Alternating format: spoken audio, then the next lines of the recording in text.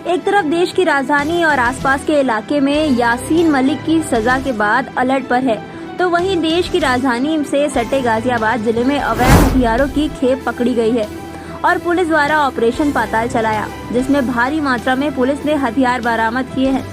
मसूरी और मोदी नगर से पुलिस ने 2 फैक्ट्री पकड़ी है, तो वहीं शहरी इलाके में भी छापेमारी में हथियार बरामद हुए हैं। इस तरह दर्जनों हथियार और उन्हें बनाने का साजो सामान बरामद किया गया है। पुलिस ने मामले में दर्जन भर से ज्यादा आरोपियों की गिरफ्तारी भी की है।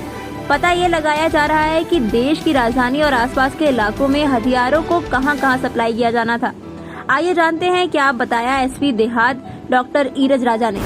ऑपरेशन पाताल सरकार के द्वारा जो अभियान चलाया जा रहा है ऑपरेशन पाताल में ये है कि जो पूर्व में इस तरह के अपराधी रहे हैं जो कि तमंचा पिस्टल बनाने में संलिप्त रहे हैं, उनके बारे में जानकारी करना एवं अगर वो दोबारा इस तरह की हरकतें कर रहे हैं, इस तरह की चीज़ें कर रहे हैं तो हमको ट्रेस करके उन पर कार्रवाई करनी है। इसके अलावा शस्त्र फैक्ट्रियाँ अवैध जहाँ संचालित हो रही हैं उनको ट्रेस करके उन पर कार्रवाई करनी है। एवं इसमें अन्य और भी कई चीज़ें हैं जिस पर हम लोग लगातार कार्रवाई कर रहे हैं, तो उसी के क्रम में ऑपरेशन पाताल में लगातार इसमें कार्रवाई चल रही थी। तो ये हमारे पिछले एक दो दिन की जो हमारी कार्रवाई है उसको हम लोगों ने कंपाइल करके यहाँ पर पीसी कर रहे हैं। इसमें देहात क्षेत्र के सर्किल सदर, सर्किल मोदी नगर, इसके अलावा सिटी 2 के 2 सर्किल साहिबाबाद और इंदिरापुरम सर्किल, ये आज 4 सर्किल्स के द्वारा कार्रवाई की गई है, जिसमें देहात सर्किल्स के द्वारा लगभग 59 तमंचे बरामद किए गए हैं। इसके अलावा भारी संख्या में पाइप्स वगैरह और बनाने के सामान मिले हैं। 11 अभियुक्तगण टोटल इसमें गिरफ्तार हुए हैं। 2 जगह फैक्ट्री इसमें है, जिसमें कि मसूरी में बहुत अच्छी इसमें रिकवरी है, डिटेल इसमें प्रेस नोट में दे रखी है, और मोदी नगर में भी फैक्ट्री पकड़ी गई है। तो 2 फैक्ट्री देहात क्षेत्र में पकड़ी गई, दोनों सर्किल्स में एक, मोदी नगर थाने में, मसूरी थाने में टोटल 11 अभियुक्त हैं। इसके अलावा सिटी 2 के द्वारा भी बहुत अच्छी कार्रवाई की गई है, वहाँ कुल मिला के 14 अभियुक्त हैं और 14 वहाँ पर तमंचे बरामद किए गए हैं। तो अगर हम टोटल देखते हैं तो लगभग 75 के आसपास अवैध तमंचे, अवैध शस्त्र 4 सर्किलों के द्वारा जो कार्रवाई हुई है, सिटी 2 एवं देहात के 2 सर्किल, उनके द्वारा जो कार्रवाई हुई है उसमें बरामदगी हमारे द्वारा की गई है लगभग 75 तमंचे। इसके अलावा भारी संख्या में अन्य सामान भी हैं।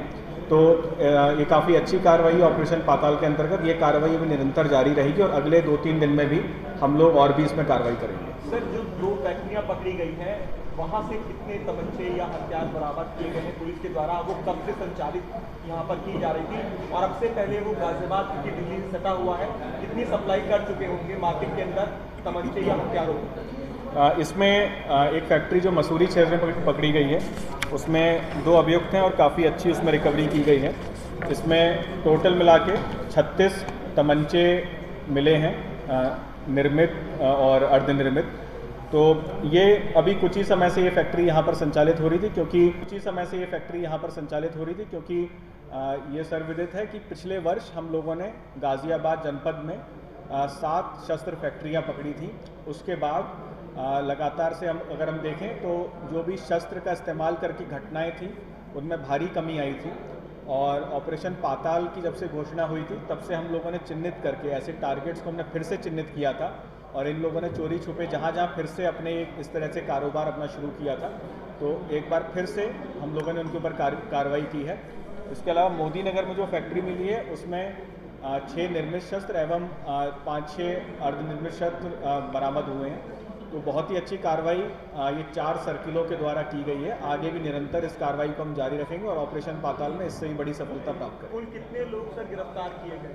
कुल इसमें 25 लोग अभी तक इस राउंड में, जो हमारा पहला राउंड का था, ये इसमें हम लोगों ने गिरफ्तार किए हैं और सभी को जेल भेजा जा रहा है। इसके अलावा अब आगे भी इसमें कार्रवाई इसमें जारी है और भी लोगों की गिरफ्तारी की जाएगी और भी कुछ लोग बड़े जो भी शस्त्र के विक्रेता हैं, जो भी इस तरह के निर्माण करते हैं, उन पर हमारा रडार पे हैं, उन पर भी कार्रवाई करेंगे। अभी आपने बताया कि अभी और भी जल्द ही और भी खुलासे होंगे और भी शस्त्र बरामद होंगे, क्या जानकारी मिल रही है? क्या इस तरह की और भी अवैध फैक्ट्रियाँ गाजियाबाद में संचालित की जा रही हैं?